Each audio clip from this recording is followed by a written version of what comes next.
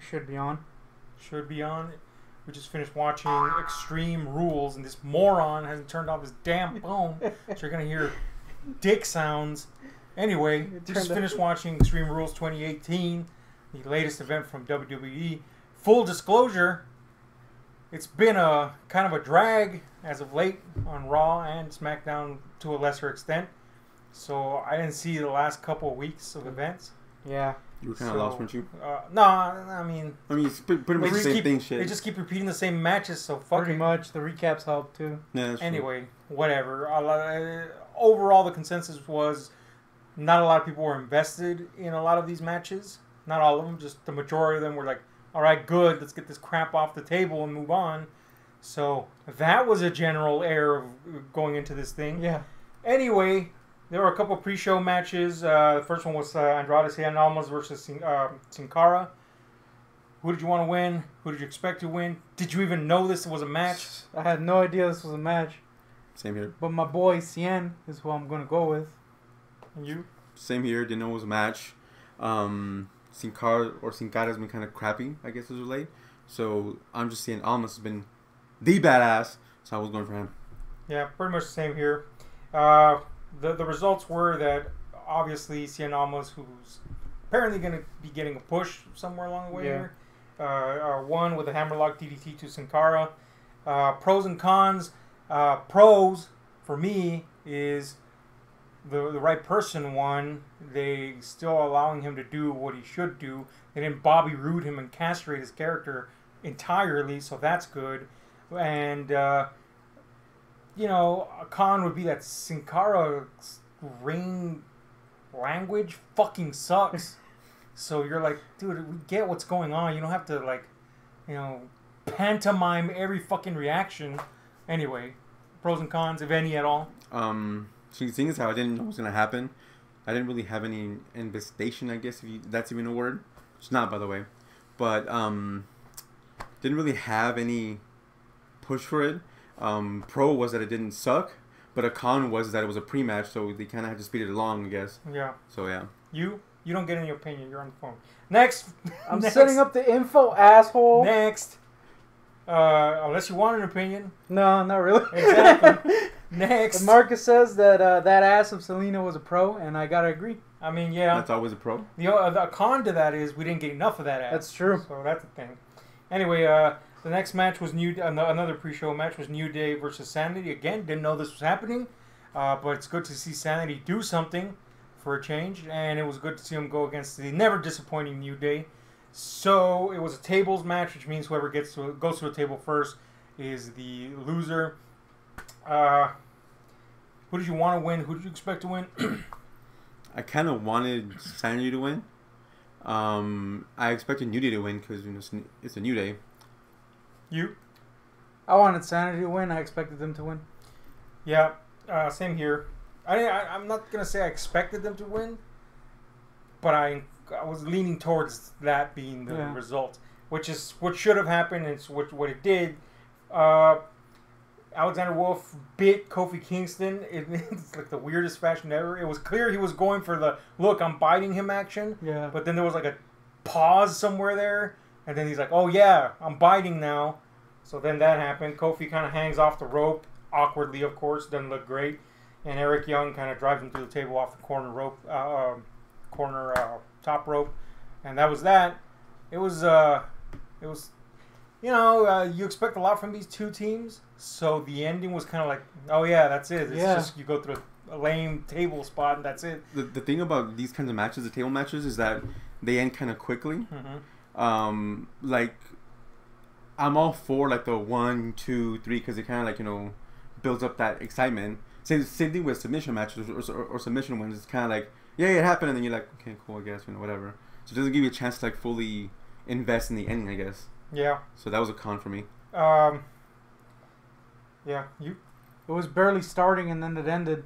Yeah, I mean, it was again, alright, it's a pre-show match, so for a pre-show match, it was good. Yeah, it was alright. It was better than most pre-show matches, for sure. But yeah, I mean, yeah, that's a definite pro there. But like, I would want to see these two teams on the main show for something like a title or something, or like an opportunity. Yeah.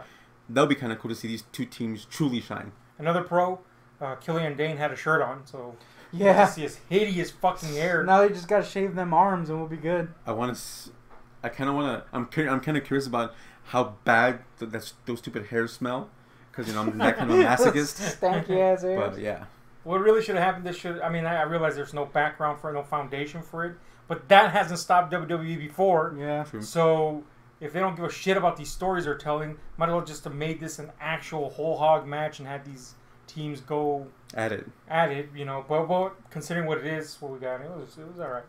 Anyway, the fucking event started, and we started with Yay. probably the match that should have started, considering the weird push I guess Yeah. it's getting, and that's the leader of worlds, aka Matt Hardy and Bray Wyatt, who's returned, versus the B team, which is over as fuck, but they're just not chiming for me anymore.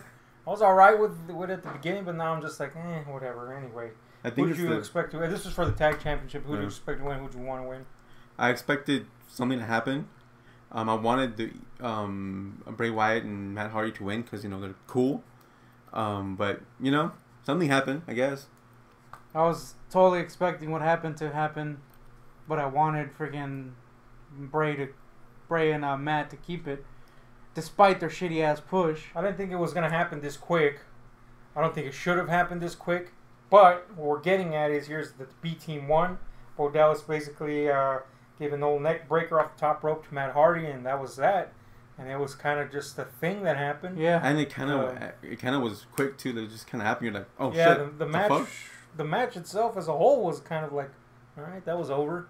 Nothing spectacular to talk about in the actual match. We didn't even really get a cool confrontation between Bo and Bray. Yeah, nothing. It That was is just kinda like, weird. okay, it's over now. It was really nothing. In fact, them leaving the fucking match was probably longer than the damn match. Yeah. But Felt like anyway, B team won. Any pros? I mean, this is not like, I don't think it's like a con where we hate the match. No. But it's just like nothing shitty happened for us to hate it. Like, Yeah. nothing happened. It's a blank slate of a match. Yeah. Like, whatever, I guess. Can't really say we're sad that the Destroyer of Worlds lost because They've been getting a crappy push. yeah, the push sucks, Yeah, that's true. I agree. and that's terrible. When you got those characters, whatever, we should have expected it the way Yeah. Bray Wyatt had been treated. But anyway, next we get a little segment where Pitos McFritos, according to this fucking note that I have here, where Kurt Angle issues an ultimatum to Brock Lesnar, basically saying if he doesn't show up at the next Raw, and Or agree to like terms or some shit. yeah, agreed to some terms for his title, that he's gonna strip him, which elicited some positive response from the crowd. And what's your takeaway on this? Good thing, bad thing? Well, it's good in the sense that they can start pushing for the SummerSlam main event. There's been a report that Brock Lesnar is scheduled to appear at SummerSlam like 2 weeks ago or a week ago. Mm-hmm. Up to that point, we had no confirmation yet. So this is kind of good. I guess it's gonna build for that, and it's gonna keep on harping on the fact that Brock Lesnar sucks. They're actually pushing for that now, which is kind of cool. Hope he loses it in a hilarious fashion because he sucks. But I think this is pretty much playing into the internet hate for Brock. Mm-hmm. But I'm kind of all for it because there's something that needs to happen with that. So yeah, I mean, we'll see what happens. Yeah. I'll assume he shows up tomorrow. Yeah, I mean it's mark work if I've ever seen it, but it's what needs to happen. Yeah. So whatevs is really what that title means now. But anyway, Yeah, pretty much. the next match was Balor versus Boring Corbin. This thing happened for that. So this was a fucking match that happened. Who the hell gives a crap about this storyline? It was so uninteresting. Boring Corbin continues to be boring in his role. Finn Balor has been stripped of any personality. Yeah. Yeah. I know. I'm not even gonna ask who you wanted to win. Obviously, you'd prefer Finn Balor to win, but It's do we even say we want him to win? No, it's the lesser of two evils, Yeah, really. who gives a shit at this point? Yeah. But anyway, whatever. The end of the match was basically an end of days that Baron Corbin was going for was reversed to an inside cradle by Finn. So a complete So he rolled up, right? butter of an end. Yeah. He rolled him up, which is kind of funny. But I mean, it's good that Finn won, and thus we can ridicule Corbin all the more. again, True. and more so, But at the same time, you're like, that's it. like This is what this mini build-up that sucked ended in, whatever. It's kind of like, you won a match, cool. Who'd you beat? Baron Corbin. Not saying much. Yeah, Yeah. it's like beating the retard. You know? Pros, cons, pros, none. Possibly. Pros, none. Absolutely none. Cons. He tried to do that. Baron Corbin tried to do that little move like multiple times. What's it called, by the way? I don't even The care. I suck move. I hate that move with a fucking passion. I know it's supposed to be like a thing that like AJ Styles, like, you know, flurry and everything that he does. Yeah. It's supposed to be something like that, but it licks. It's horrible. And I hate it. So Pito McFritos. Why'd you have Pito McFritos on here? Because I put it there. Oh. Cons for me is this was a match that fucking existed. I agree. Gives a shit, man. Speaking of matches that suck my dong, this next match should have technically sucked massive dongs, and really, if we're gonna get down to the nitty gritty, it does. But I got something to kind of, you know, contest that claim. Mm-hmm. But we'll get into that. It was a title match for the Women's Championship, SmackDown Championship. Oh, that's the Shark Cage match, no yeah. less. And it was between Asuka, of course, and Carmella, who is, you know, who retains, basically. We all know who we wanted to win. That's Asuka. But did you expect Carmella to retain? I wanted Asuka to win. I expected Carmella to win because of the fact that they're making her like one of those like typical heel championship run kind of persons where she has no talent whatsoever, but she's using like things to make her win, like heel moves and interferences and stuff like that. So I expected Carmella to win. Unfortunately, I want to say this though. I want the Shark Cage to be burned alive in hell. It's gotta stop. Yeah, it's gotta stop. It's gotta stop. It never It works. wasn't even good in NXT. No. Oh my god, that fucking match. But like it's getting to the point where they're making it out to be funny and comedic, but it's like, what's the point if that's the goal already? Yeah. This needs to go away right now. Expectations once. I'm with you on that one. Yeah, Pretty much the same. I think we're all the same on that boat. Pros and cons for me. The pros were, of course, again, I'm not saying this is a good match. This match is under Asuka's talent range.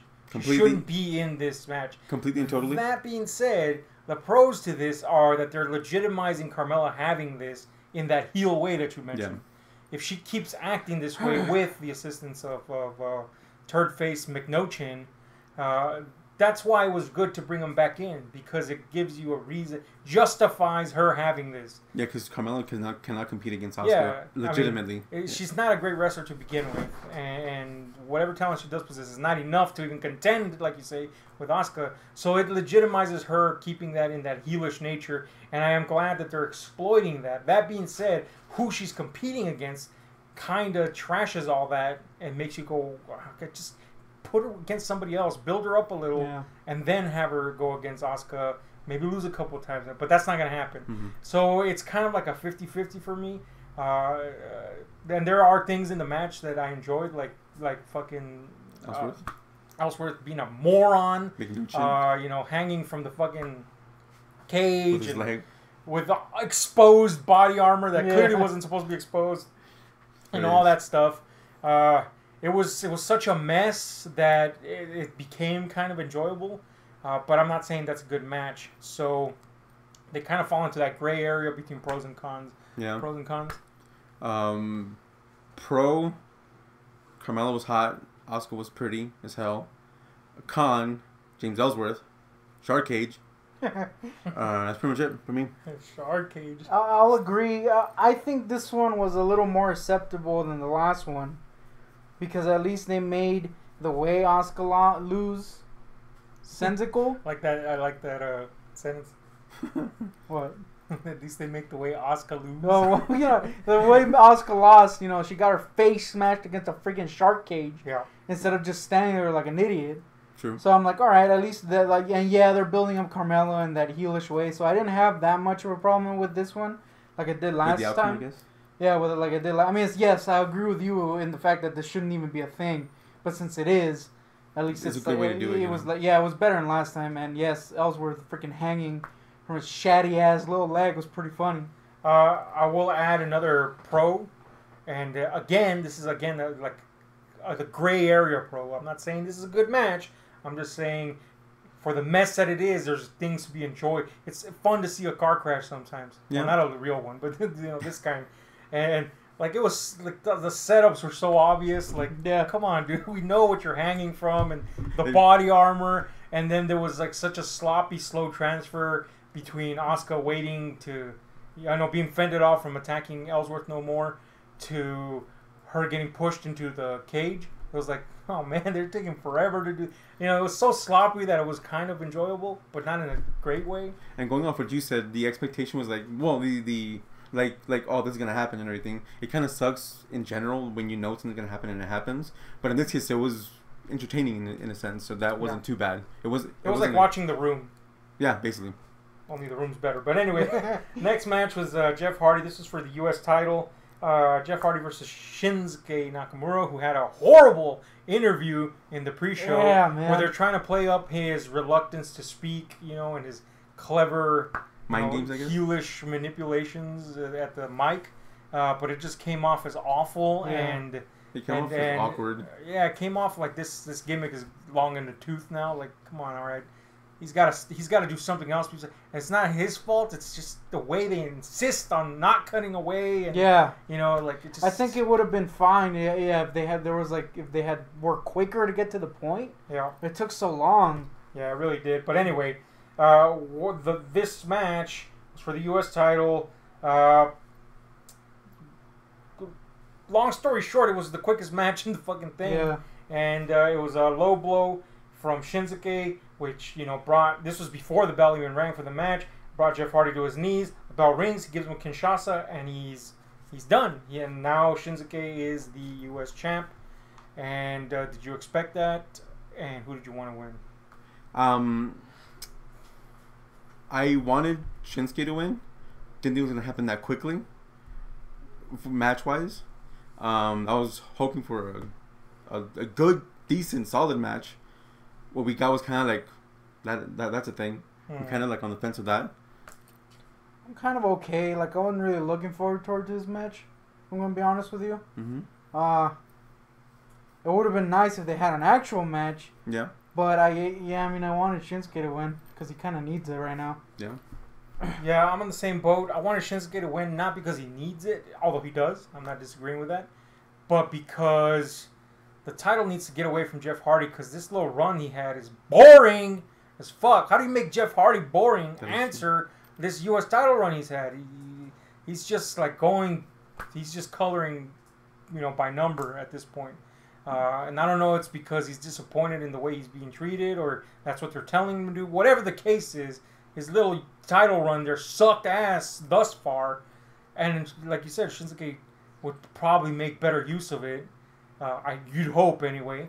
So that's why I wanted that to happen. Well, they are saying that Jeff Hardy's no longer doing Swanton bombs during live events and SmackDown. I'm assuming because of his injuries and everything. So I'm assuming that has something to play with it. Presumably, in reference to like how boring his run has been, and it has been boring as hell. Yeah, it's been awful. So that may play a part. And I'm even including the stuff before that where he was still doing all that stuff. It was like, all right, well, I guess this is happening. And again, I mean, we love the Hardy Boys here, and it's the same thing with Matt. You're like, what is this? Yeah, they should have just stayed away from WWE. Yeah, that's really the issue. Let's go with the cons, because something happened that pissed you off. Cons. Go ahead. Randy Orton. Well, let's go with you. Randy Orton's the con. Yeah, that's the thing. Big con. Once this thing is fucking over, and that there was no match also. Yeah, obviously. Once this thing is over, RKO's, God damn it, RKO's. Randy Orton's music fucking hits, and I'm severely angered because just stop. Why do we need more Randy Orton? It's done. Even when he was away, I was like, how is he still here? And he wasn't even on screen. But anyway, I think comes back. He said something like, oh boy, or something like that, or something super white. I was like, what the hell? So he's really pissed. Like, oh boy. That was gay. But yeah, man, Anyway, I was pissed that he came out at all because I was assuming it was going to at the same time of being pissed, I was like, at least there's a foundation for there being some animosity between them. Yeah. Because they were teamed up together, him and Shinsuke. But that was an assumption that I made because, as it turns out, Randy Orton actually attacks Jeff Hardy, which again kicks his dick. Falls in line with what you're going, that they might be, ushering Jeff Hardy out a little. Mm-hmm. Kicks his dick. Kicks him in the dick, which is, whatever. Look vicious, by the way. And basically ignores Shinsuke and walks away, either implying where I'm in line with you, or your way of thinking, or this is not a thing between us anymore. Or potentially, whatever. The case is, the Shinsuke and Randy Orton thing is done. Yes, or if it continues, there'll be a different type of thing. Yeah, and Randy Orton being a heel is much better than Randy Orton being a face, as I guess they were trying to push him before. Whatever, it still sucks because I don't want to see more Randy Orton, but whatever. Anyway, your opinion on that? I've been okay with Randy Orton throughout his career, but I have agreed that recently he's been kind of like just going through the motions and everything. Not really like. He's a bad face. Yeah, he's a horrible face. Well, he's a horrible character in WWE in general, in my opinion. At the moment, he's kind of just blah, boring, whatever. I don't care for him. Before he was cool-ish, I guess. But that's pretty much it. Thoughts on that? This was a thing. I do know that a lot of people are already pissed at this non-match, but I can't even be pissed. I wasn't looking forward to it. So whatever. Randy Orton coming out was just like, okay, that's a thing that happened. I would have rather this match have been this quick than sit through Jeff Hardy just, clocking in and doing something, and whatever. Who benefits from that? Nobody. So hopefully they fix this mess. And not probably won't. Not only that, but also build Shinsuke's clout, I guess, that he earned the title so quickly. It's kind of like a catch-22. I mean, how much does it add to your clout if you didn't do shit, and you're still doing the same shit, and then you're going up against some guy that's doing the same shit? It's weird. I don't know. We'll see where that sorts out. Next match was something that has been a continuing kind of gag, and that's Kevin Owens versus Braun in a steel cage match. Before we continue, Marcus asks, Randy Orton or Kona Reeves?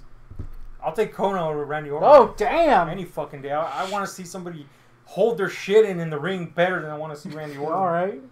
Fuck yeah, man. Fuck that shit. Anyway, the KO Braun Strowman thing has been, an ongoing gag where basically KO is being terrorized by Braun Strowman in increasingly comedic ways.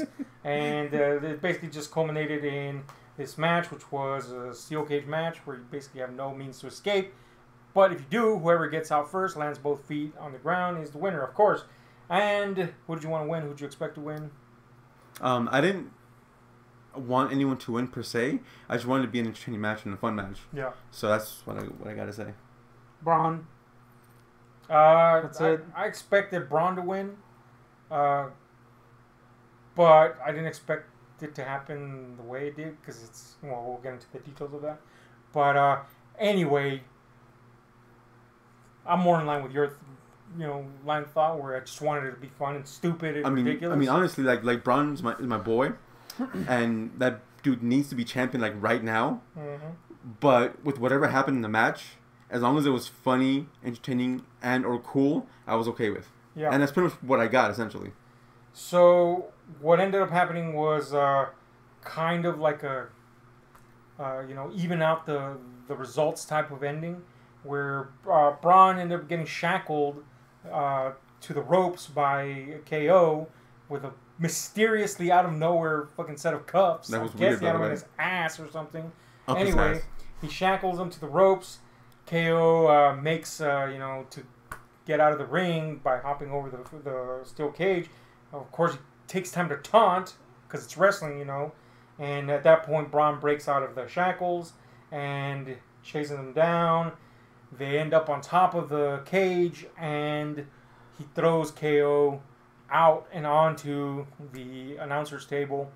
And, it's a pretty big fall. I guess made up for him not falling off that steel cage with Shane, I guess. But anyway, so basically KO wins. And they kind of made a gag out of that, with Braun telling him you're a winner or whatever.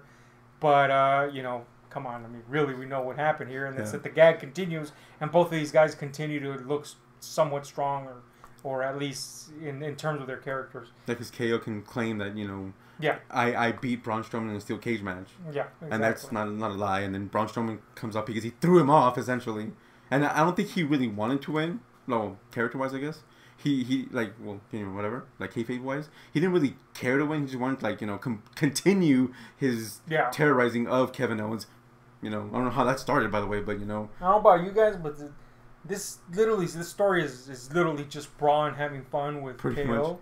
And it's sad when that's the best story they got going on in this entire event, probably. And it kind of feels like this is just like a holding pattern for Braun Strowman, in my opinion. It definitely is, yeah.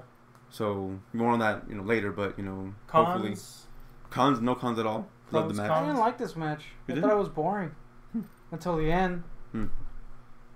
It was I was I don't say it was boring. It was just uneventful. It was. Yeah.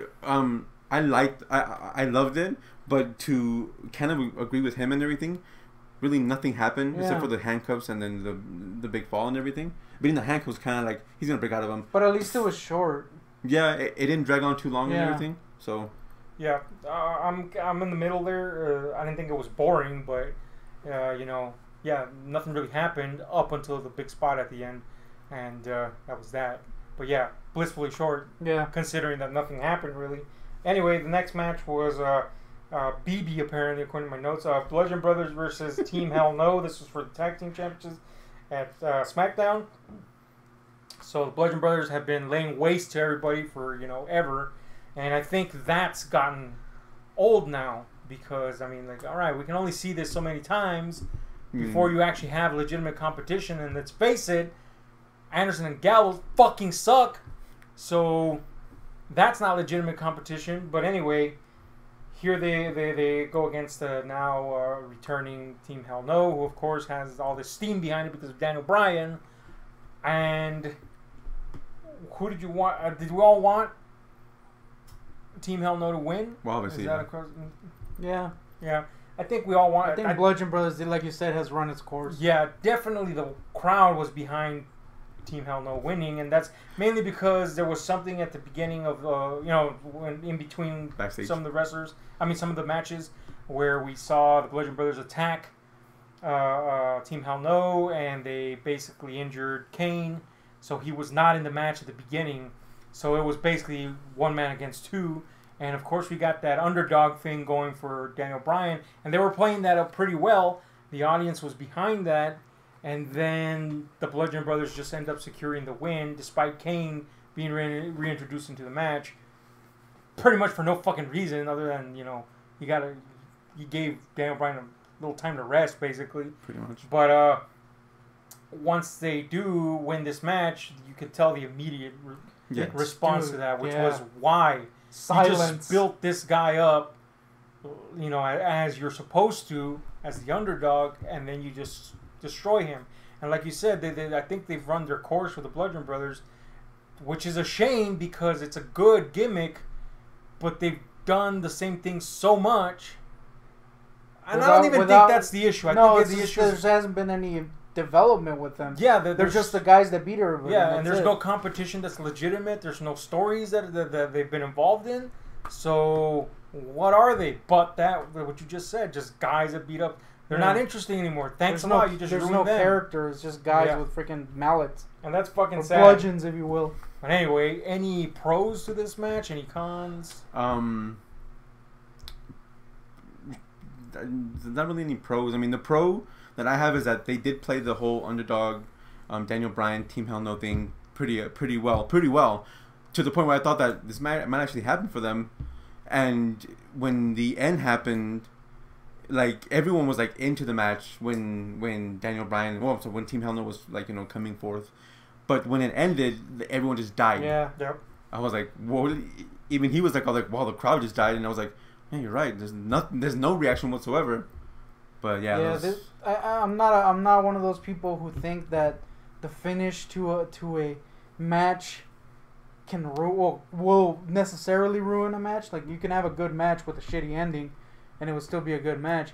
This one kind of got ruined by that ending. Yeah, it really did. Because it was just like, okay, that was an okay match, but then it went nowhere. It was very abrupt. The crowd went from cheering to complete dead silence. And it wasn't even boos. Seconds. It was just like. Yeah, it was just silent. It was kind of like almost like shock or like disbelief that they were fooled, I guess. And the sad part is that nobody benefits from this win or any win. Had any win happened, who would have benefited? Yeah. The Bludgeon Brothers win legit. Well, then they just continue being what they've been and without any competition. And then Team Hell No goes to waste. If Team Hell No wins, then the Bludgeon Brothers get wasted even more and immediately die. So I guess whatever. It's a thing. Anyway, Bludgeon Brothers retain. The world moves on. Nobody gives a shit except for those that were like serious. Anyway, speaking of not giving shits, the next match was Bobby Lashley versus Robbie Reigns. I was gonna say Roman Reigns. That's the thing. I took a poop in this match. Yeah, so I should have taken a shit with you, like on the same toilet, because that would have been better than this match. And centipeded. Let's just say that the audience hijacked this bitch. Yeah. And they were chanting everything. Nice. Because I think that's become a norm for Reigns matches, I think. Yeah, I mean, I will say, look, I'm not even going to say who we wanted to win, because who gives a shit, really. Mm-hmm. I guess we would have preferred Bobby Lashley to win, but, even that doesn't say much, because they've ruined him already. But, anyway, it concluded with a spear from Bobby Lashley, surprisingly, to Roman Reigns, and he won. Now, that was well received. So this is, I said this during the match, this is their last chance to fix Bobby Lashley before he's just done. He goes to oblivion. He's got a little momentum here because he beat Roman Reigns, and nobody expected that to happen because it's Roman Reigns. So, and even if you did expect it, a big part of you, I think, still was like Roman Reigns is somehow going to come up on top of this. Because he always fucking does. But, so that happened. So it's a pro that he won.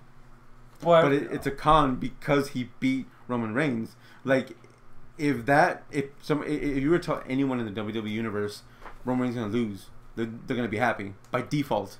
So by him getting that reaction, it was just more of a hey, Roman Reigns lost, as opposed to Bobby Lashley winning, which is still a good thing for him because, like you say, it's like a one sliver of hope that they can still work with that momentum, I guess. But they won't. That's the con that they we know inherently now that they're not going to take advantage of that the right way, and they're just going to ruin it. Yeah. But, stranger things have happened. Any cons to this fucking thing? I mean, any pros to the cons is it happened. Any pros to this? Reigns lost. Reigns lost. Besides that, obviously, Reigns lost. No? For the most part, Bobby Lashley's headband stayed on, so we didn't have to see his ugly-ass eyebrows. He did look... Definite pro.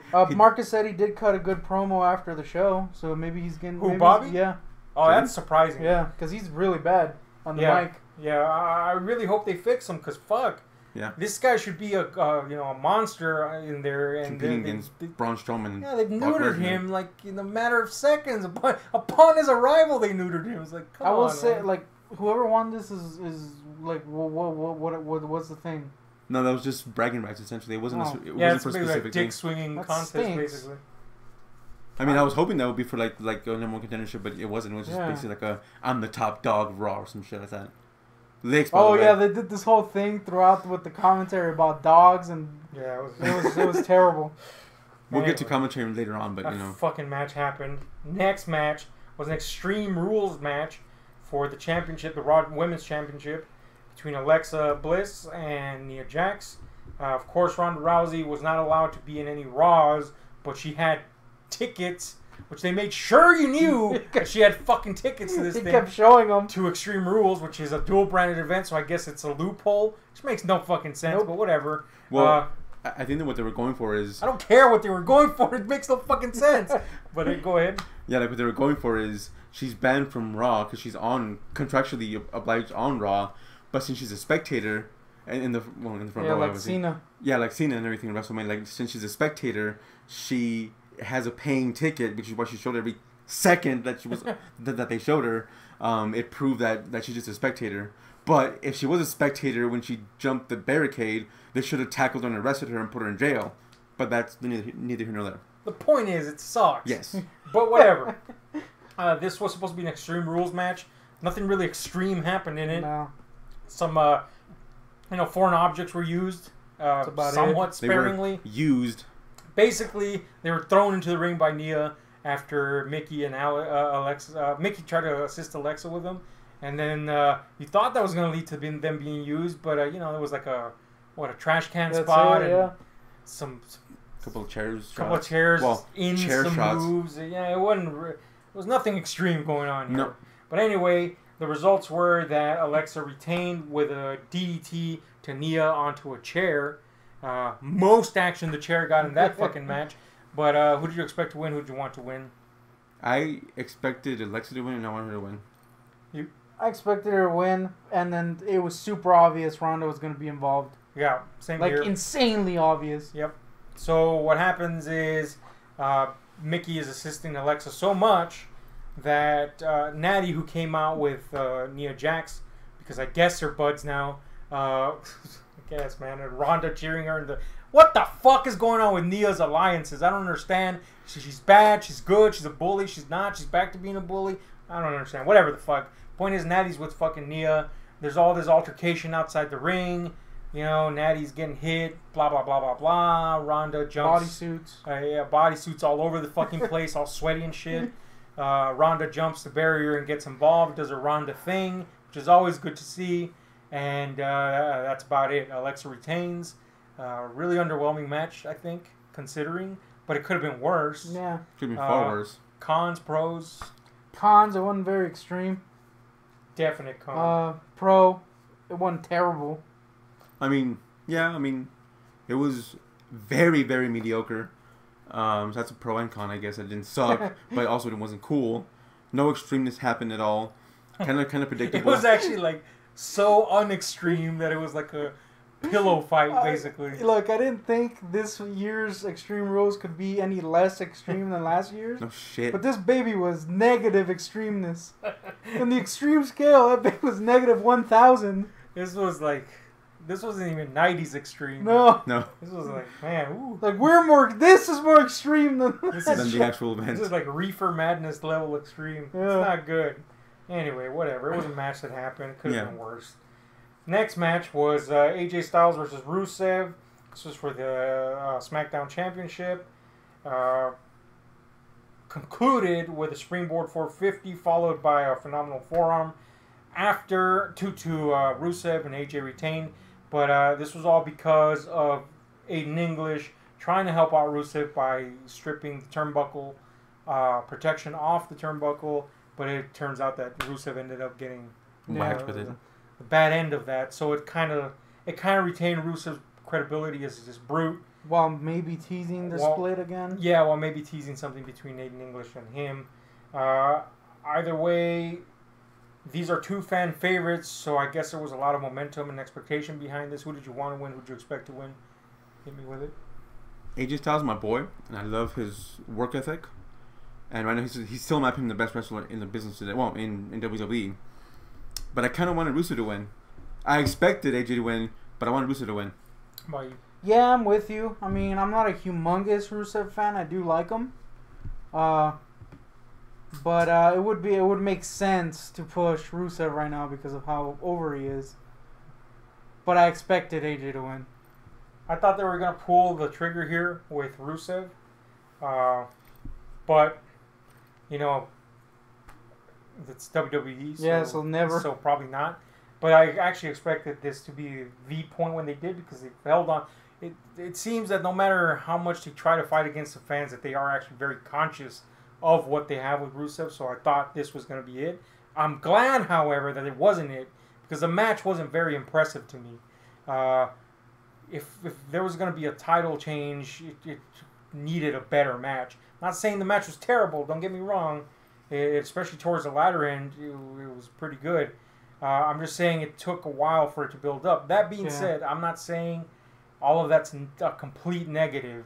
It's just we have two different styles of fighters here. We have a high flyer that's super, super athletic and a guy that's more known for his brute strength. So we saw that develop, and it just maybe took a smidge too long to develop that.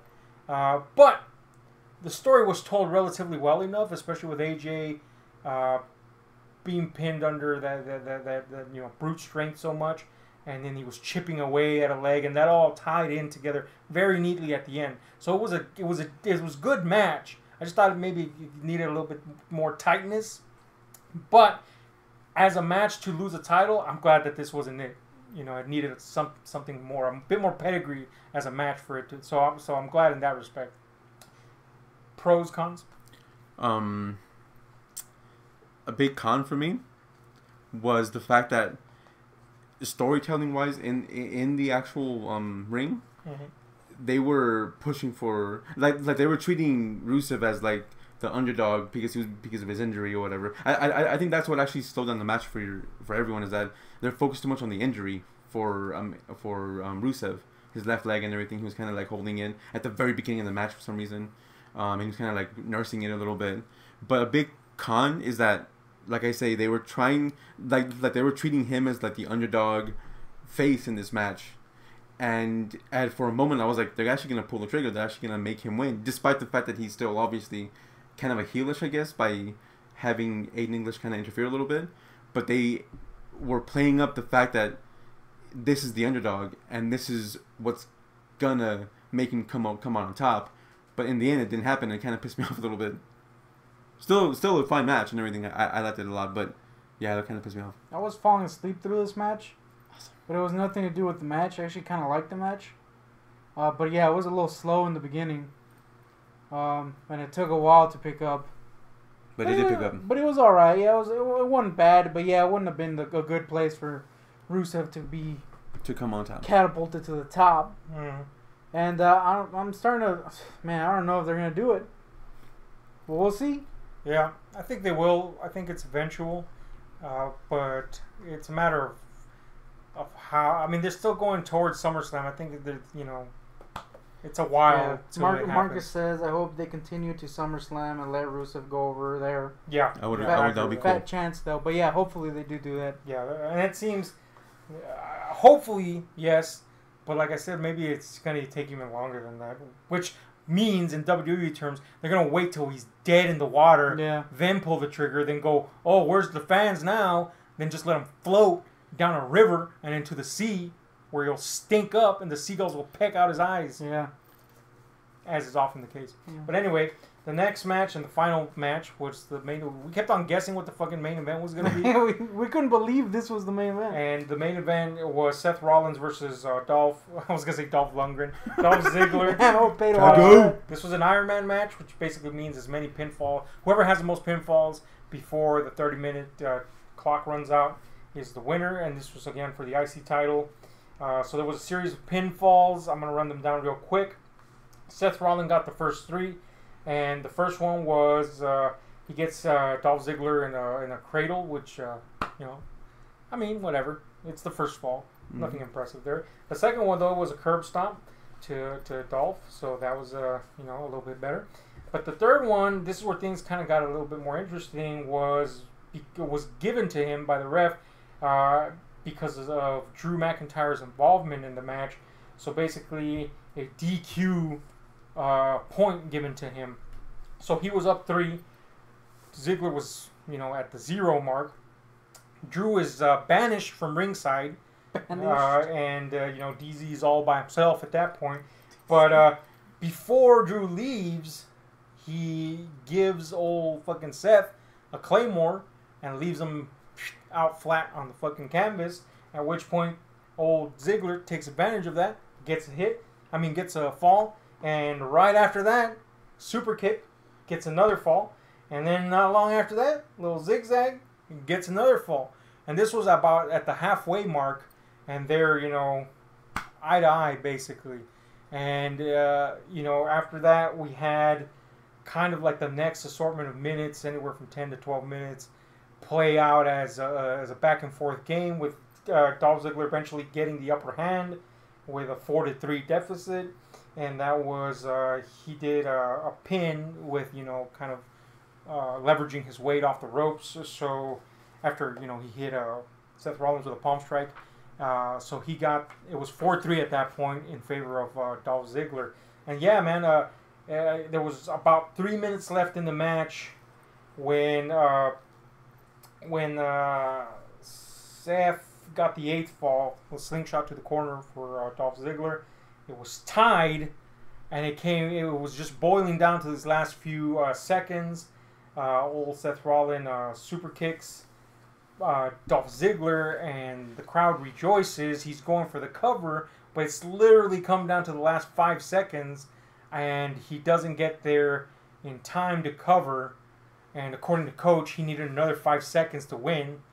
So I guess, but anyway, I get what he was getting at, but still. But anyway, so basically, it ended up with a tie between the two, which means that Dolph Ziggler would retain because no definite winner was cleared. So he retains. He retains. He's going out up the ramp.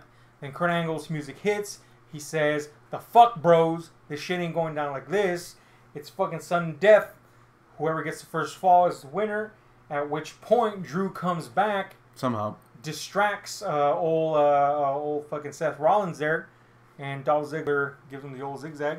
Hate that move. And that was that. He retains. Cut to sad-ass Seth. Cut to sad Seth for the fadeaway shot. And comedic effect, by the way. This was, for me, actually the match of the night. I didn't expect to like it as much as I did. But I did, and it was pretty exciting. They built it up just the right way. They built up the suspense just the right way. The timing on it was pretty damn great. And the right person won, honestly. Nothing against Seth. Of course, he's doing great. Everybody loves him, but that's why he should have lost, because now his momentum and the support for him will increase twofold. And on top of that, we have Drew McIntyre and Dolph Ziggler, most importantly, getting this push that they absolutely need and deserve, especially with Ziggler and how they've treated him up to this point. And they've done it in the right way, in the heelish fashion, and yet, at the same time, they made Ziggler look strong and independent on his own, while still maintaining that heelish, edge to him. And Drew continues to be kind of like this additional zest to the little formula he's got going on there, which of course we all know is ultimately going to lead to a little face-off between them. So it all boils out pretty fucking well in terms of where these characters are going. So anyway, long story short, for me, this match didn't really have any fucking cons for me, surprisingly, except for Dolph Ziggler's hideous tan. The fuck? I got another con. Drew McIntyre's gay ass smile that he constantly gave Dolph. It is pretty gay, but maybe they love each other. Yeah. Another massive con for me was the fucking crowd. It sucked. That is a con, man. What the fuck is with this crowd? And it wasn't even like clever, hateful, like Roman Reigns crowd response. No. That's actually funny. Which I'm still not behind. I hate Roman Reigns, or rather, I hate the character. But it's still pretty disrespectful to do that. No matter what, these fucking people are putting their damn bodies on the line, and you're yelling for beach balls and all this. You're making them. It's hard to perform for nobody. It's hard to perform for people that are vehemently against you. Just at least give them the leeway to fucking try to perform and get over with. Whatever. The point is, this somehow was worse because they were trying to be funny. They were trying to be clever. They were involved in the match, but clearly by the responses. But at the same time, they were doing this nonsense. It's like, shut the fuck up. Stop counting down. Just licks. They're counting down to kind of put into perspective or give it context. Is they were like from the 23rd minute, I think. They started counting down from like 8 to 0 and doing the sound effect. That was an actual sound. I think that wasn't a sound in the arena. I think. No, and they were doing it also, because you could hear it every time, even when they weren't counting down. I don't know about that. It was definitely people going, Yeah, there was people going like that, which pissed me off, by the way. Well, yeah, that was the worst thing. You could hear that before the countdowns, is what I mean. You could just hear it louder later on because they were doing it also. I guess someone had something in the crowd that was doing that, and that's what spurred on the... Point is, it sucked. And every single minute, and at one point they did it mid-minute, by the way. Yep. But several times, like a couple times. Yeah, that kind of pissed me off. I didn't care. Honestly. You like that? It's fucking retarded, man. It's like, what the fuck is this? It's already a stupid ass sport, quote unquote. You have to make it even more retarded with this nonsense bullshit on the match you fucking clearly like, no less. Yeah. What the fuck's the point? And let's not forget that these people are on a clock and they're trying to keep timing correct in their fucking head, and then you're doing your little countdowns. Surprised somebody wasn't like, let me do this final little move. Oh wait, I got 10 billion hours to go and I already finished the match. This sucks. I want to punch them. Me too. That being said, it was match of the night. It was far better than I expected. Absolutely no one in this match fell under. They all were strong in their own sense. Mm-hmm. Seth Rollins was dominant.